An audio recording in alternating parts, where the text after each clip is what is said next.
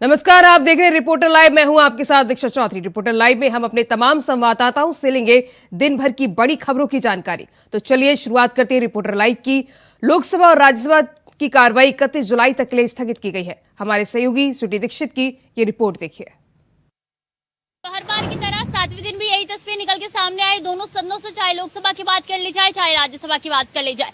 जैसे ही 11 बजे लोकसभा की कार्रवाई शुरू हुई, ठीक 2 मिनट बाद लोकसभा की कार्रवाई स्थगित हो गई, क्योंकि विपक्षी दल मानने को तैयार नहीं है। नारेबाजी लगातार हो रही है, कार्रवाई बाधित हो रही है। बता दें कि एक कार्रवाई में 1.5 करोड़ रुपए लगते हैं और ऐसे में जनता के पैसे लगातार बर्बाद हो रहे हैं। लेकिन विपक्षी दल भी सुनने को तैयार नहीं है, सत्ता पक्ष भी लगातार अपनी बात को रख रहा है। और ऐसे में देखिए, आज भी दोनों दलों में यही तू मैं का दौर जारी था। दोनों ही सदनों में इस तरीके की तस्वीर निकल के सामने आई, जहां 12 बजे के लिए स्थगित कर दी गई थी लोकसभा की कार्रवाई। लेकिन जैसे ही उसके बाद लोकसभा की कार्रवाई शुरू हुई, उसके बाद से फिर से स्थगित कर दी गई थी। राज्यसभा की बात की जाए तो वो कंटिन्यूसली तकरीबन आधे घंटे तक चली थी, लेकिन उसके बाद से भी वहां पे हंगामा बरपा और उसके बाद से जगदीप धनखड़ ने यह कार्रवाई स्थगित कर दी। और इस बार कार्रवाई 31 जुलाई को 11 बजे सुबह तक के लिए स्थगित कर दी गई है। सवाल यह है कि क्यों कार्रवाई चलने नहीं दे रहे हैं? जनता कितने पैसे बर्बाद हो रहे हैं, कोई लेना देने नहीं है। जब जनता अपने वोटों का मताधिकार का इस्तेमाल करके आपको इस पद पे तैनात करती है, उसके बाद से भी आप जनता के लिए नहीं सोच रहे हो, सिर्फ अपना ही मणिपुर का मुद्दा उठा रहे हो। माना कि मणिपुर का मुद्दा काफी ज्यादा संवेदनशील है और ऐसे में सत्ता पक्ष भी देखिए कितनी तरीके से मजबूती से अपनी बात रख रहा है। दोनों दलों में से कोई पीछे हटने को तैयार नहीं है और लोकसभा की कार्रवाई एक के बाद एक, राज्यसभा की कार्रवाई एक के बाद एक स्थगित होती चली आई। अब देखना होगा कि जब आने वाले दिनों में मानसून सत्र आगे बढ़ेगा तो क्या कोई बिल पारित किया जाएगा। इसी तरीके से बाधित होती रहेगी सारी कार्रवाई। आने वाले दिनों में साफ तौर पे पता चल जाएगा कि 31 जुलाई सुबह 11 बजे क्या स्थगित होगी या कोई बिल पास किया जाएगा। कैमरा पर्सन निकी के साथ सुटी दीक्षित, इंडिया न्यूज। विपक्षी गठबंधन इंडिया की अगली बैठक की तारीख तय हो गई है। हमारे सहयोगी नितिन चौधरी की ये रिपोर्ट देखिए। विपक्षी गठबंधन की इंडिया की अगली तारीख भी तय हो गई। सूत्रों के अनुसार 25 अगस्त और 26 अगस्त को यह बैठक मुंबई में होने वाली है। उस पर काफी अहम चर्चा भी की जा सकती है। पटना और बेंगलुरु के बाद विपक्षी गठबंधन की यह तीसरी बैठक है, जिसमें संयोजक के अलावा कई अहम फैसले होंगे। लोकसभा चुनावों में बीजेपी को चुनौती देने का मकसद 26 दलों ने महागठबंधन किया है। इस गठबंधन का नाम India national development exclusive alliance रखा गया है। विपक्षी दलों की सबसे पहली बैठक 23 जून को पटना में हुई थी। इस बैठक की मेजबानी बिहार के मुख्यमंत्री नीतीश कुमार और उप मुख्यमंत्री तेजस्वी यादव ने की थी। इस बैठक के बाद इन विपक्षी दलों ने साथ चुनाव लड़ने का भी बात कही थी। इसके बाद विपक्षी दल की दूसरी बैठक 17 और 18 जुलाई को बेंगलुरु में हुई थी। इस बैठक की अध्यक्षता कांग्रेस ने की थी। बेंगलुरु की बैठक में विपक्षी दल ने घोषणा की थी कि उनके गठबंधन को इंडिया कहा जाएगा। कांग्रेस के राष्ट्रीय अध्यक्ष मल्लिकार्जुन खड़गे ने यह ऐलान करते हुए कहा था कि अगले लोकसभा चुनावों में इंडिया और बीजेपी के नेतृत्व वाले एनडीए के बीच मुकाबला होगा। इसी दौरान कांग्रेस नेता राहुल गांधी ने कहा था कि अब लड़ाई एनडीए और इंडिया के बीच है। पीएम मोदी का मुकाबला इंडिया से होगा और सबको पता है कि जब कोई इंडिया के खिलाफ खड़ा होता है तो वो जीत किसकी होती है। मल्लिका खड़गे ने कहा कि दूसरी बैठक के बाद बताया था कि विपक्ष दलों की अगली बैठक मुंबई में होगी। खड़गे ने साथ यही भी कहा था कि अगली बैठक में समिति बनाई जाएगी जो संयोजक का नाम तय करेगा। विपक्ष का कहना है कि इन बैठकों में उद्देश्य विपक्षी एकता बनाना और 2024 के लोकसभा चुनावों में सत्तारूढ़ बीजेपी मुकाबला करने के लिए रणनीति तय की जाएगी। इस बैठक में कांग्रेस संसदीय दल के प्रमुख सोनिया गांधी, कांग्रेस अध्यक्ष मल्लिकार्जुन खड़गे, पूर्व अध्यक्ष राहुल गांधी, एनसीपी के प्रमुख शरद पवार, तृणमूल कांग्रेस के प्रमुख और पश्चिम बंगाल की मुख्यमंत्री ममता बनर्जी, बिहार के मुख्यमंत्री और जनता दल के यूके नेता नीतीश कुमार, द्रमुक नेता और तमिलनाडु के मुख्यमंत्री एमके स्टालिन शामिल होंगे। इनके अलावा राज्य प्रमुख लालू प्रसाद यादव, शिवसेना के प्रमुख उद्धव ठाकरे, झारखंड के मुक्ति मोर्चा के नेता और झारखंड के मुख्यमंत्री हेमंत सोरेन, आम आदमी पार्टी के नेता और दिल्ली के मुख्यमंत्री अरविंद केजरीवाल, समाजवादी पार्टी के प्रमुख अखिलेश यादव और कुछ अन्य नेता इस बैठक में शामिल हुए थे। विपक्षी गठबंधन इंडिया को नाम को लेकर जहां अगली तारीख का भी नाम ऐलान कर दिया गया, 25 अगस्त और 26 अगस्त को ये बैठक मुंबई में होने वाली है। काफी महत्वपूर्ण ये बैठक होगी। लेकिन उसके बाद ही बता दें कि जिस तरीके से भारतीय जनता पार्टी को घेरने का प्रयास गठबंधन कर रहा है, तो लगातार उसमें 2024 को लेकर भी रणनीति तैयार कर ली गई है। कैमरामैन निक्की के साथ मैं नितिन चौधरी, इंडिया वॉइस, दिल्ली। प्रधानमंत्री नरेंद्र मोदी गुजरात दौरे पर है। ज्यादा जानकारी दे रहे हमारे संवाददाता सुनील चौहान। 2 दिन के गुजरात दौरे पर हैं। 27 और 28 जुलाई तक वो गुजरात के दौरे पर रहे और आपको बता दें उन्होंने तमाम योजनाओं का वहां पर लोकार्पण किया। बताया जा रहा है कि प्रदेश की जनता को करोड़ों की सौगात दी है। आज महात्मा मंदिर में उन्होंने उद्घाटन किया और गुजरात की जनता को तमाम वादे किए और कई योजनाओं का उनको लाभ पहुंचाया है। आपको बता दें प्रधानमंत्री नरेंद्र मोदी के गुजरात के दौरे का आज दूसरा दिन था। पीएम मोदी गांधीनगर में महात्मा मंदिर में सेमिकॉन इंडिया 2023 का उद्घाटन किया। सेमिकॉन इंडिया 2023 में micron technology, applied materials, Foxconn, semi candidates MD जैसी प्रमुख कंपनियों के प्रतिनिधि हिस्सा लिया है। अपने गुजरात दौरे में पीएम मोदी ने 860 करोड़ से ज्यादा की विकास परियोजनाओं का उद्घाटन भी किया। इससे पहले राजस्थान के सीकर में पीएम मोदी ने विपक्षी गठबंधन पर करारा हमला बोला। कल गुजरात के पहले दिन राजकोट में प्रधानमंत्री नरेंद्र मोदी ने नए विपक्षी गठबंधन इंडिया पर स्पष्ट रूप से कटाक्ष करते हुए कहा कि भ्रष्ट और वंशवादी लोगों ने अपनी जमात पर नाम बदल लिया है और अब उनका व्यवहार और लक्ष्य भी यही है। आपको बता दें उन्होंने कहा कि वंचित रखा और हमारे नागरिकों की जरूरतों और आकांक्षाओं के बारे में कोई भी चिंता नहीं की है। अब नाराज हैं क्योंकि आम लोगों के सपने अब पूरे हो रहे हैं। 860 करोड़ से ज्यादा की परियोजनाओं को आज नरेंद्र मोदी ने प्रदेश में रखा, गुजरात में रखा, जिसके बाद ये देखा जा रहा है गुजरात की जनता काफी खुश नजर आ रही है।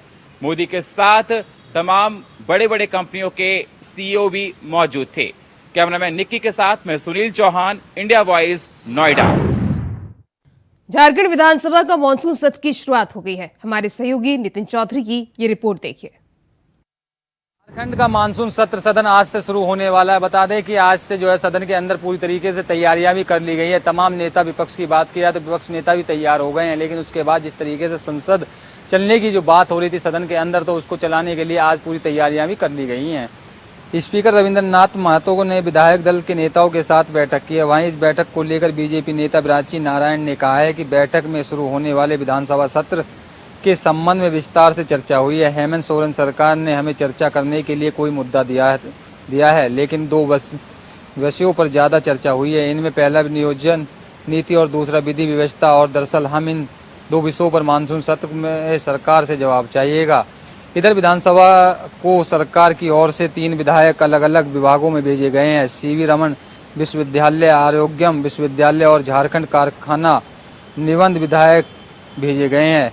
विधानसभा सत्र को लेकर पक्ष विपक्ष की पूरी तैयारियां से तैयार हो गए हैं। पक्ष विपक्ष का विधायक सत्र को लेकर बैठक की है और बीजेपी आजसू के विधायक सरकार को घेरने की रणनीति बनाई है। विपक्ष स्थानीय नियोजन नीति से लेकर विधि व्यवस्था और भ्रष्टाचार को मुद्दे को बनाएंगे। वहीं विपक्ष के खिलाफ सत्ता पक्ष में कांग्रेस और राजद के विधायक विपक्ष के हमले का जवाब देने को तैयार हैं। 4 अगस्त तक चलने वाला सत्र को कुल 6 कार्य दिवस होंगे। मुख्यमंत्री आवास में हुई बैठक के दौरान मुख्यमंत्री हेमंत सोरेन ने मुख्यमंत्रियों को निर्देश दिए हैं कि वे पूरी तैयारियों के साथ प्रश्नों का उत्तर विधानसभा में देंगे। यहाँ भी तय हुआ है कि विपक्ष की रणनीति में मुताबिक तत्काल निर्णय किए जाएंगे। विधायकों के सवालों पर जवाब से संतुष्ट करने का भी निर्देश दिया गया है। सत्र के दौरान विधायकों से उपस्थित बनाए रखने का भी निर्देश दिया गया है। जानकारी के मुताबिक मणिपुर हिंसा और सत्तापक्ष बीजेपी को घेराबंदी करेंगे।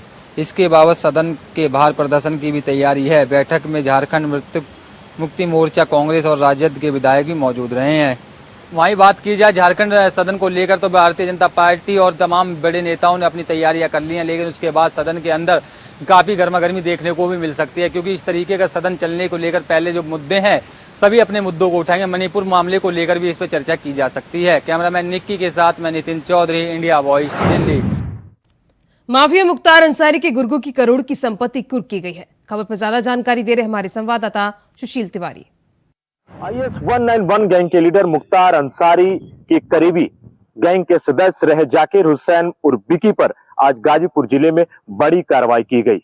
गैंगस्टर एक्ट की धारा 14(1) के तहत आज उसकी करोड़ों की अचल बेनामी संपत्ति को प्रशासन ने कुर्क कर दिया। गाजीपुर जिले में लगातार कार्रवाइयां हुई है। मुख्तार अंसारी गैंग के जो भी सहयोगी सदस्य हैं उस पर प्रशासन की टेढ़ी नजर थी और लगातार उनकी उन बेनामी संपत्तियों की कुर्की हुई है, जो कि समाज में एक आतंक का अपर्याय बन चुके थे और दहशत का माहौल बना चुके थे। लेकिन आज बड़ी कार्रवाई की गई है। गाजीपुर जिले में जाकिर हुसैन उर्फ विकी की 1 करोड़ की अचल बेनामी संपत्ति को प्रशासन ने कुर्क कर दिया। इससे पहले भी लगातार कार्रवाइयां की गई हैं और विकी पर लगातार मुकदमे लंबित हैं, वह जेल में भी निरुद्ध है। इससे पहले भी मुख्तार अंसारी के साले के साथ उसका संबंध जोड़ा गया था और आज उसकी अचल बेनामी संपत्ति को प्रशासन ने कुर्क कर दिया। इंडिया वॉइस की रिपोर्ट, मैं सुशील तिवारी। दिल्ली में 24 घंटे के अंदर 2 हत्याओं ने लोगों में सनसनी फैला दी है। खबर पर ज्यादा जानकारी दे रही है हमारी सहयोगी स्वीटी दीक्षित। राजधानी दिल्ली से एक बार फिर से दिल दहला देने वाली घटना सामने आई है। बता दें कि सरेआम दिन दहाड़े मालवीय नगर में एक लड़की की हत्या कर दी गई। लोहे की रॉड से उसके सर पे वार किया गया। जैसे ही लड़की नीचे गिरी वैसे ही उसकी मौत हो गई और आरोपी फरार हो गया दुम दबा के। अब इससे एक बार फिर से दिल्ली पे कई सवाल खड़े हो रहे हैं, क्योंकि लगातार दिल्ली में यही तस्वीर निकल के सामने आ रही है। आए दिन किसी लड़की को अपनी जान गंवानी पड़ती है और ये तस्वीरें सिर्फ आरोपियों की वजह से निकल के सामने आ रहे हैं। कई सवाल दिल्ली की सुरक्षा पे भी खड़े हो रहे हैं। ऐसे में बता दें कि नेहरू कॉलेज की लड़की बताई जा रही है जिसकी हत्या कर दी गई है। कहा यह जा रहा है कि आरोपी जो है उससे उस लड़की की शादी तय हुई थी, लेकिन घर वालों ने शादी से मना कर दिया। इसलिए नरगिस लगातार इस आरोपी से बात करने के लिए मना कर रही थी। आरोपी से बात करने के लिए जब नरगिस मना कर दी थी, आरोपी की तरफ से लगातार नरगिस के ऊपर दबाव डाला चाहता था कि बात करो मुझसे, लेकिन बात ना करने के कारण आरोपी के अंदर खूब ज्यादा गुस्सा भर गया और सीधे गया। जब नरगिस अपने दोस्त के साथ पार्क में बैठी हुई थी, कॉलेज के पास का ये पार्क बताया जा रहा है जहां नरगिस बैठी हुई थी, और उस समय गया आरोपी और उसके सर पे लोहे की रॉड से वार कर दे, जिसके बाद से लहूलुहान हो गई नरगिस और सीधे जमीन पे गिर गई और उसके बाद से उसकी मौत हो गई। घटना की जानकारी मिलते हुए पुलिस तुरंत मौके पर पहुंची और पुलिस मौके पर पहुंच के आरोपी को ढूंढा। बता रहे हैं कि जैसे ही इस वारदात को अंजाम देके आरोपी भाग रहा था तो वहां खड़े कुछ लोगों ने उसको पकड़ लिया, पुलिस के हवाले कर दिया है। आरोपी ने कहा है कि शादी से इनकार करने के बाद मेरे अंदर बहुत ज्यादा गुस्सा भरा था, मैं लगातार उसको फोर्स कर रहा था, लेकिन उसके बाद भी नरगिस नहीं मान रही थी, जिसके कारण गुस्से में आके उसने हत्या कर दी। सवाल यह है कि कितने प्रेमी ऐसे हैं जो गुस्से की बौखलाहट से इसी तरह लड़कियों को मौत के घाट उतारते रहेंगे। स्वाति मालीवाल ने भी कई सवाल खड़े किए कि दिल्ली की सुरक्षा कहां चली गई है, आखिर क्यों लड़कियां आजादी के साथ नहीं घूम पाती है, क्यों लड़कियां अपना पक्ष नहीं रख पाती है, और इस तरीके की तस्वीर निकल के सामने आती है। कैमरा पर्सन निकी के साथ स्वीटी दीक्षित, इंडिया वॉइस। तो फिलहाल रुकते छोटे से ब्रेक के लिए, फौरन हाजिर होंगे।